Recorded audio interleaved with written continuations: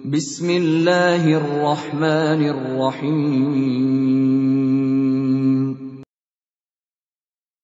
Virus kalau ketemu bakteri disebutkan ahli laborat ya akan berkolaborasi. Apalagi kalau ketemu tubuh dingin lembab ekstrem, berkolaborasi dan cepat nyebar ke seluruh tubuh. Ditambahi psikis ngedrop, sudah jatuh ketimpa tangga. Ya, virus masuk tubuh perlu melewati 3 benteng. Kekebalan tubuh kita, ya, kalau kuat dengan izin Allah dia nggak jadi masuk. Kalau kekebalan tubuh lemah akan melalui benteng kedua, ya, namanya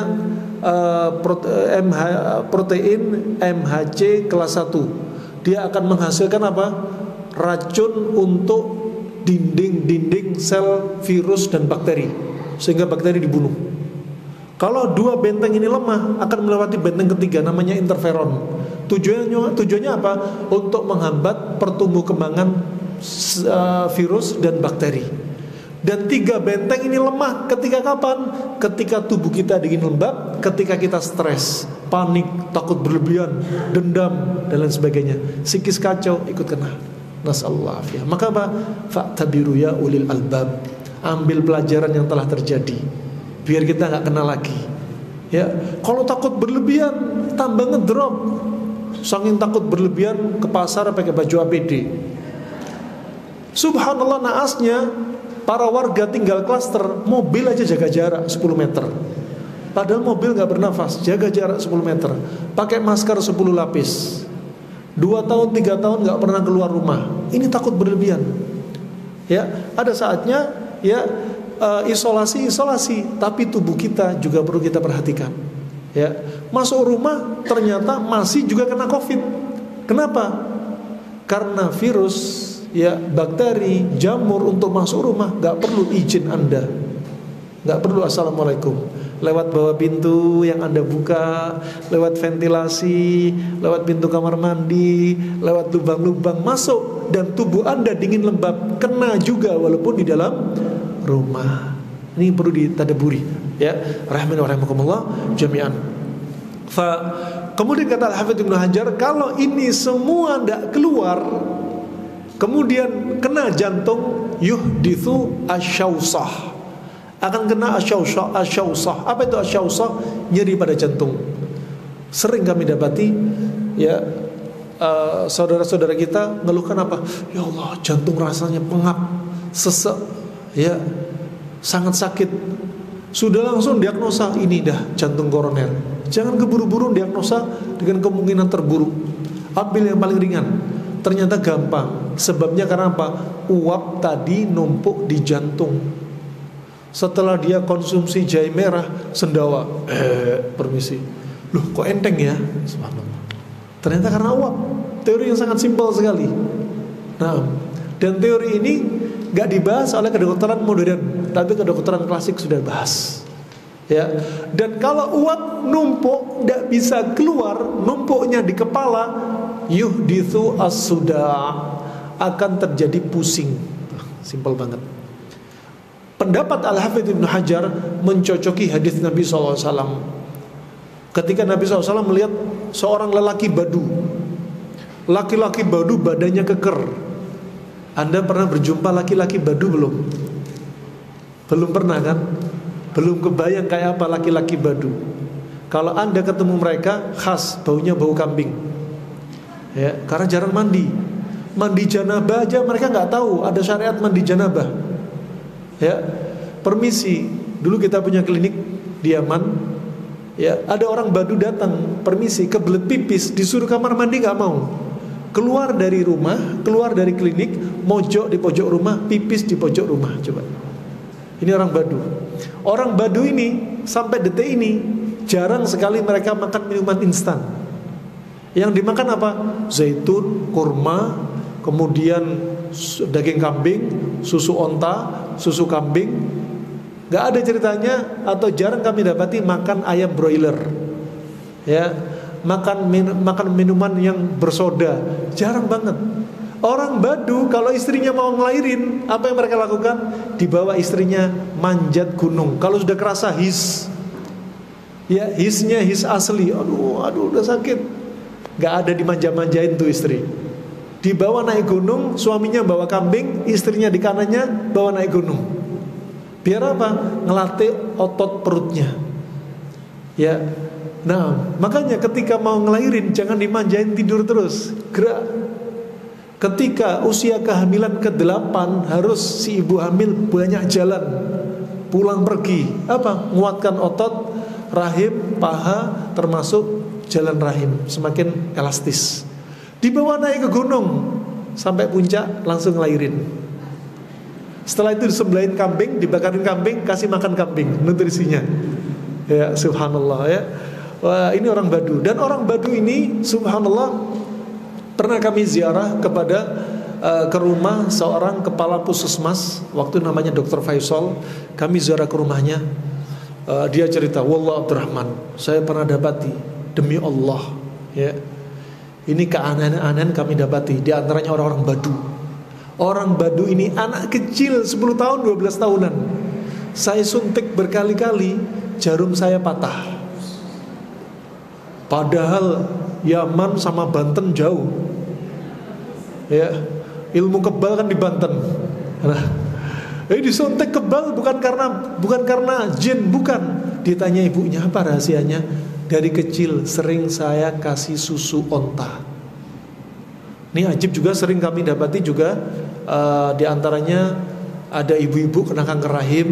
Ya, kami dapati juga ibunya yang berjuang untuk mengobati anaknya juga cerita langsung kepada kita.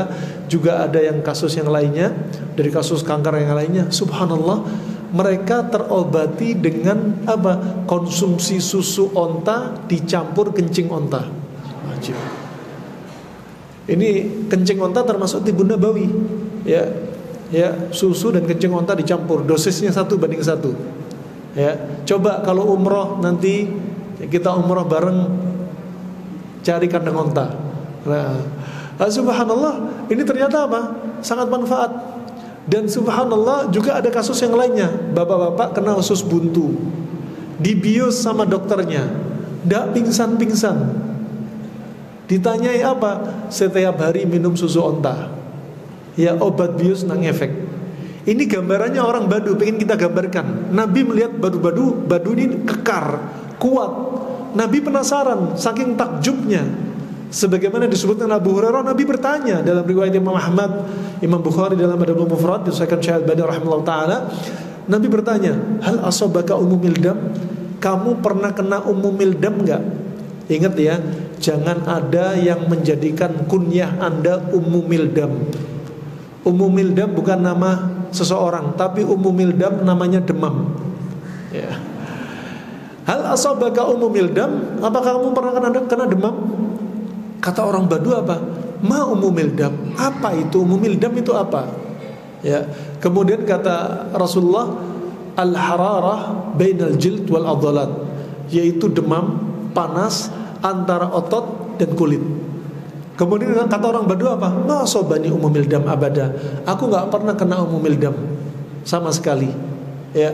Kemudian Nabi bertanya lagi, hal asobaka sudah? Apakah kamu pernah kena pusing? Kemudian orang Badu tanya, gak pernah demam, juga gak tahu pusing. Apa itu pusing? Dijawab oleh Nabi, pusing adalah rihun ya'taridhu fir ra's wa yadribu al-asab. Pusing adalah angin panas yang menumpuk di kepala dan menekan saraf. Terjadilah pusing. Coba, ini Nabi yang menyebutkan tentang kronologi pusing. Pusing banyak, lebih dari 20 pusing. Ada yang pusing karena tengkar suami istri, ya. Ada yang pusing karena bulanannya lagi kurang. Nah, wah ini lain, bukan yang disebutkan Nabi, kisahnya lain. Ya, ada yang pusing salah posisi tidur, ya. Ada yang pusing karena ya berbagai hal, ya. Wah, ini pusing karena uap yang numpuk di kepala. Kemudian apa kata orang Badu? Sama sekali aku nggak pernah kena pusing. Ini orang Badu kemudian pergi. Setelah orang Badu ini pergi, Nabi berkata kepada para sahabat, barang siapa yang ingin melihat ciri-ciri penghuni neraka, lihatlah dia seumur-umur gak pernah sakit. Maka bersyukurlah Anda yang pernah sakit, ya. Jangan sampai gak pernah sakit, tapi juga jangan mengharap sering sakit. Nah, kalau sakit ya berobat. Nah, Kalau nggak sakit, jangan mengharap sakit. Bisa jadi nggak sakit karena apa? Hati dia keras, ya. Dia dipenuhi dengan syahwat dan lain sebagainya. Makanya Nabi bersabda, man bada jafa, barang siapa tinggal di kampung badu, maka hatinya akan keras. Ya. Nah, ini rahimakumullah jami'an. Makanya ilmu itu tempatnya di kota. Ilmu itu tempatnya apa? Di perkotaan. Orang di badu jauh, tinggal di kampung badu jauh dari ilmu, ya. Fa ini ciri-ciri tubuh yang perlu didetoks. Di antaranya apa tadi? Pusing juga. Ya, pusing juga. Kemudian penyakit-penyakit juga banyak muncul. Darah tinggi, kolesterol, asam urat, kencing manis, ini jelas butuh detoks. Ya, jelas butuh detoks. Ya, tiba-tiba mual, tiba-tiba pusing, tiba-tiba badan meriang terus, demam terus, ya. Juga kaki berat, melangkah itu berat, kemudian perut mancung, ya, gemuk, ya, baik gemuk sentral ataupun general. Gemuk sentral perutnya doang. Orang yang gemuk perutnya doang penyebabnya banyak, ya. Di antara salah satu penyebabnya yang unik orang yang gampang emosi, dendam, ya. Cuma perutnya aja yang gemuk, ya. Kenapa? Karena ginjalnya bermasalah nih, sehingga pencernaan jadi jadi kekuatannya berkurang karena rasa sedih, dendam, marah dan lain sebagainya. Nah, ada yang gemuk-gemuknya juga general, ya, rata gemuknya. Nah, ini juga tubuh yang perlu detoks. Bukan hanya gemuk, orang yang punya badan terlalu kurus juga perlu di detoks, ya, juga perlu detoks. Kemudian sekarang kita masuk apa aja terapi detoksnya. Bagaimana cara membersihkan sampah? Sampah hissi. Kalau sampah maknawi sudah kita sebutkan, dari istighfar, infak, sedekah, sholat malam, banyakin datangi semua amalan kebaikan. Jangan remehkan semua amalan-amalan soleh sekecil apapun, walaupun menyingkirkan duri di jalan, ataupun walau hanya tebar senyuman. Ya, senyum terus Bu, Pak.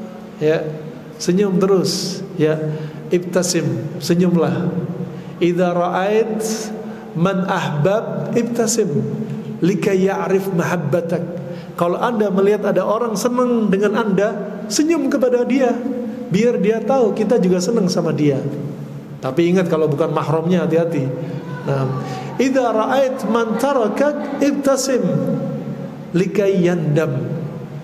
Kalau Anda melihat ada orang yang meninggalkan diri Anda, ya, memutuskan hubungan dengan Anda, senyum, biar dia tahu nyesel dia ninggalin kita. Idza ra'ait min aduwik ibtasim likay ya'rif quwwatak. Kalau Anda melihat ada orang yang memusuhi diri Anda, senyum, biar dia tahu kekuatan senyuman kita. Nah, idza ra'ait man ta'rif au ala man ta'rif ibtasim falakal ajr wal jannah wat thawab. Jika Anda melihat ada orang yang dikenal ataupun tak dikenal, senyum selalu, bagi Anda pahala, ya. Jangan senyum hanya pada komunitasnya saja. Kalau enggak komunitasnya, enggak senyum. Senyum hanya kepada teman baiknya saja. Kalau bukan teman baik, enggak senyum. Jangan senyum. Ya, ini kebaikan sekecil apapun datangi. Kemudian juga demikian. Kemudian kalau kita lihat, sekarang kita bicara konteksnya membersihkan sampah dalam tubuh kita yang sudah terlanjur numpuk dengan gejala-gejala yang begitu banyak.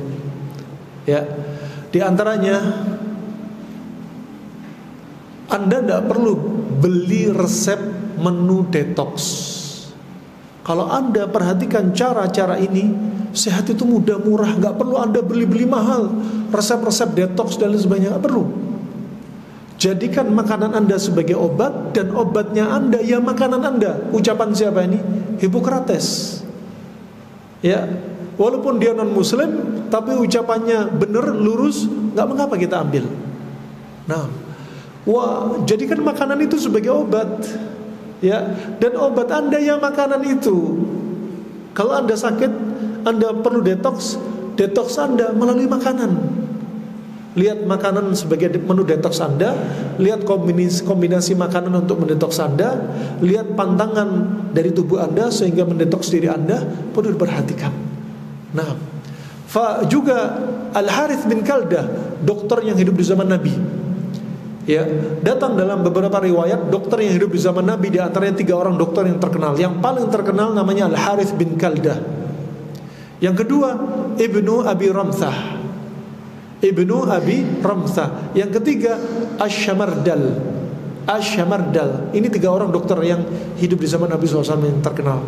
Nah, dan Al-Harith bin Kaldah dia mengatakan, wa kanatil ma'idatu ra'sud da' wal himyatu ra'sud dawa wa awidu al-jism ma'tad. Dan adalah perut itu sarangnya penyakit. Perut sarangnya penyakit. Cocok dengan hadis Nabi. Nabi bersabda apa? Ma mala adamiyun wi'an syarran min batan. Enggak ada yang lebih buruk, yang memenuhi anak Adam ini yang lebih buruk daripada perutnya. Enggak ada. Perut ini adalah wadah terburuk yang dipenuhi anak Adam dari penyakit-penyakit. Makanya Anda perhatikan mindset Anda. Mau perut Anda dijadikan sarang penyakit atau sarang obat?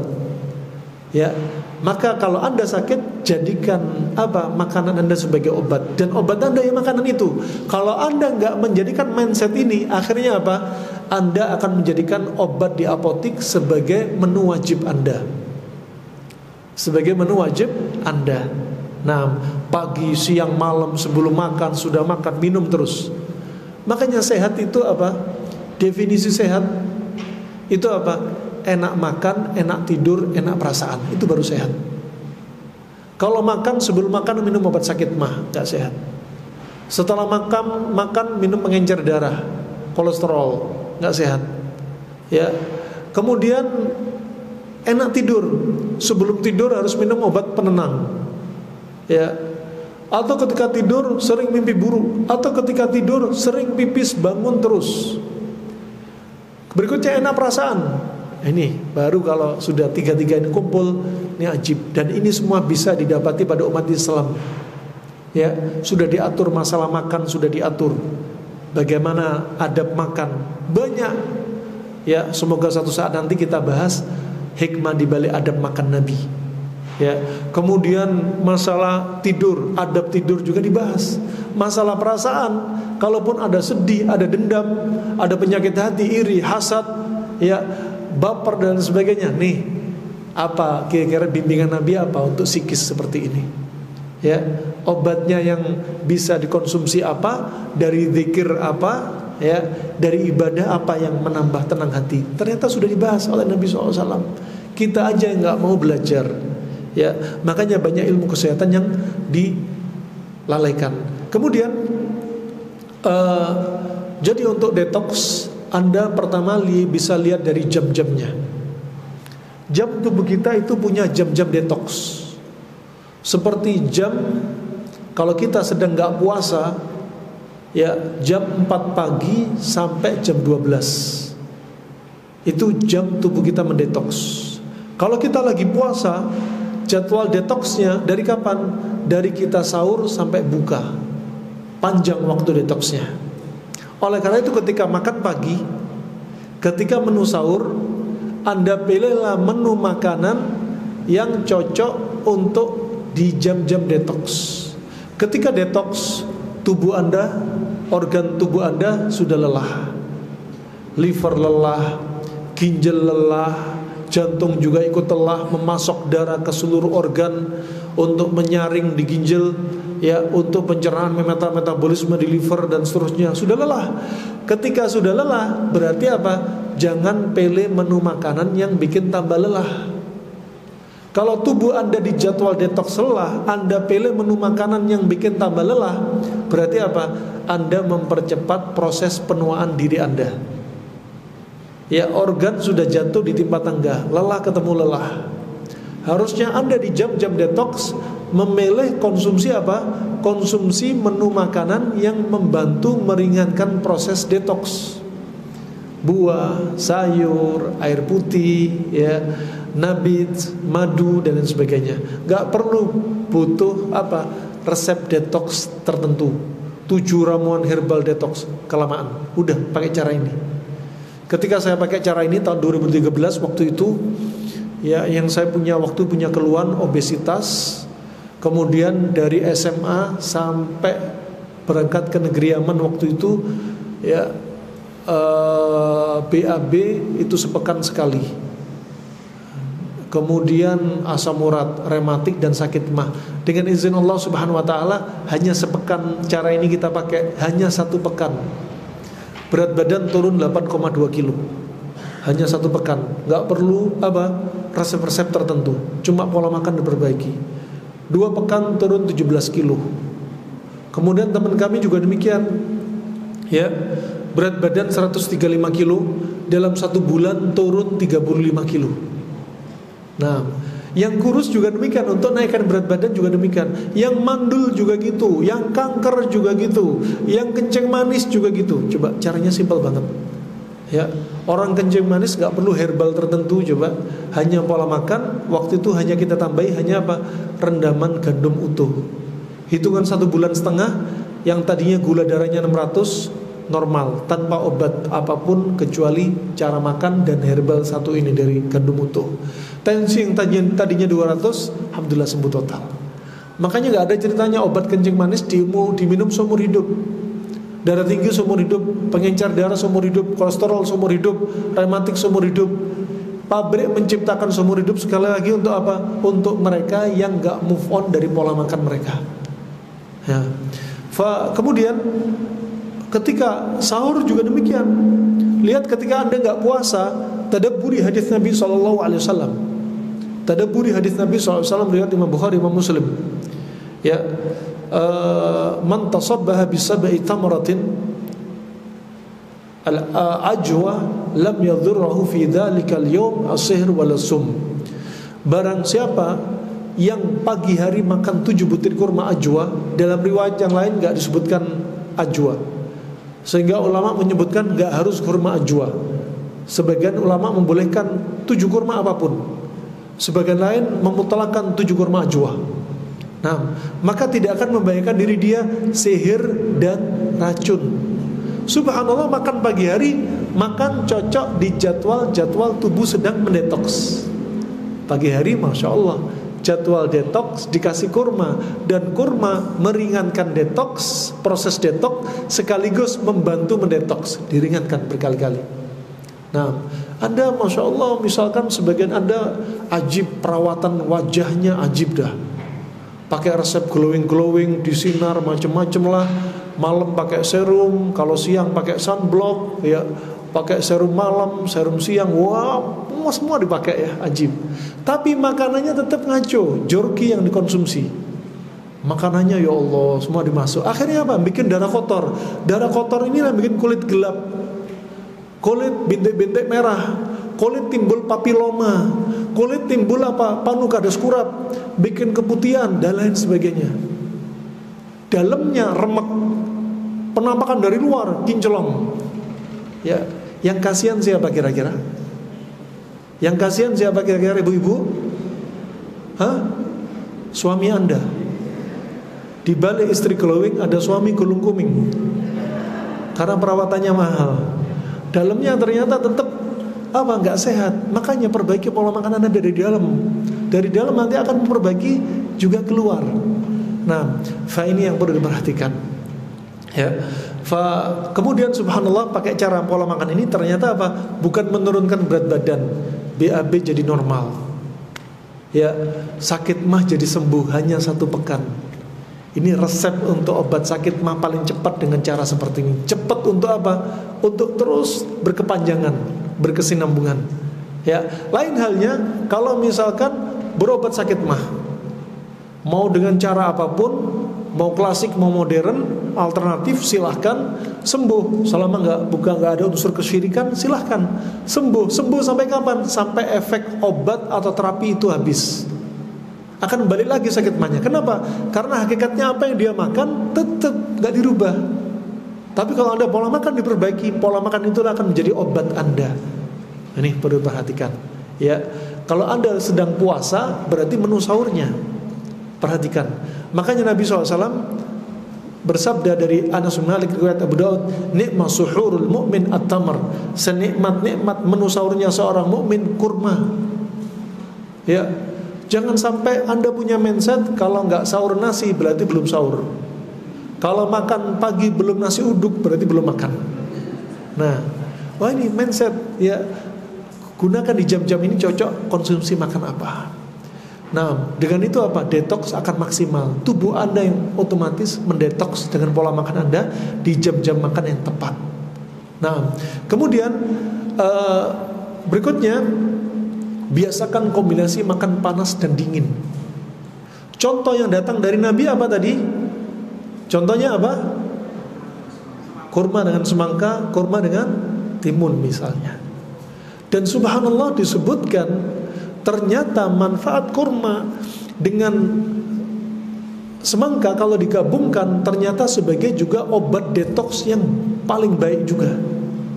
Nah, obat detoks yang juga detoks yang terbaik, bahkan membersihkan usus, sebagai diuretik, membersihkan saluran kemih, ya, juga menguatkan sistem pernafasan, juga membuang sel-sel yang tua diganti sel yang muda. Coba ajib.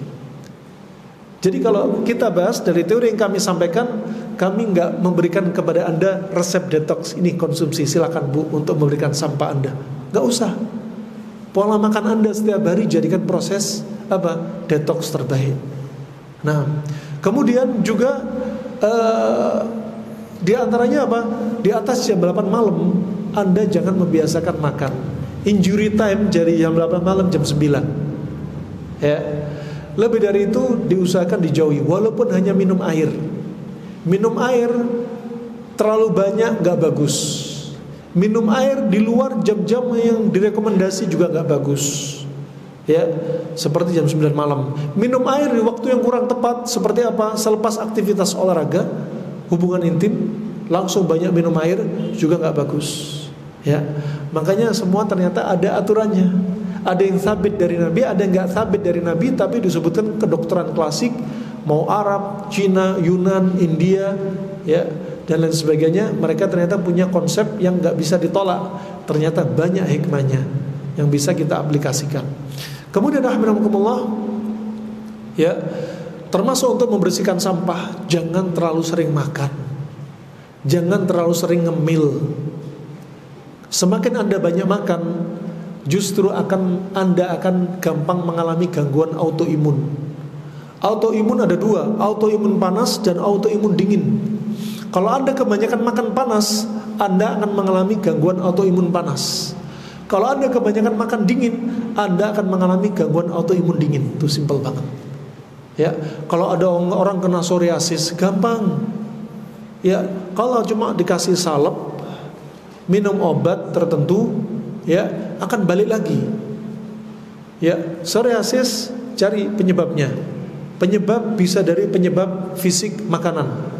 Kebanyakan ngopi, kebanyakan gula garam, kebanyakan roti, kebanyakan panas-panas, psoriasis. Dari psikis apa?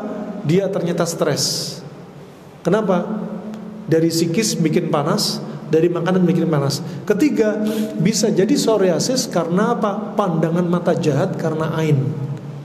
Ya, karena bisa terlempar ain. Lihat sebabnya mana yang terberat, ya, mana yang jadi apa? Yang paling Anda lihat, Anda dari sisi mana? Atau mungkin semuanya ada, ya silakan terapi dengan semua yang ada. Nah, kemudian rahimahumullah jami'an, juga apa? Menjauhi pantangan. Itu juga termasuk apa? Pengobatan untuk itu sebenarnya juga obat menjaga dari pantangan. Ya, ketika Anda punya darah tinggi, pantangannya berarti sifatnya panas-panas, dari makanan, minuman dikurangi. Nah, itu juga termasuk membantu proses detox. Karena waktu sudah mepet zuhur, kita cukupkan dengan pertanyaan-pertanyaan. Dipersilakan.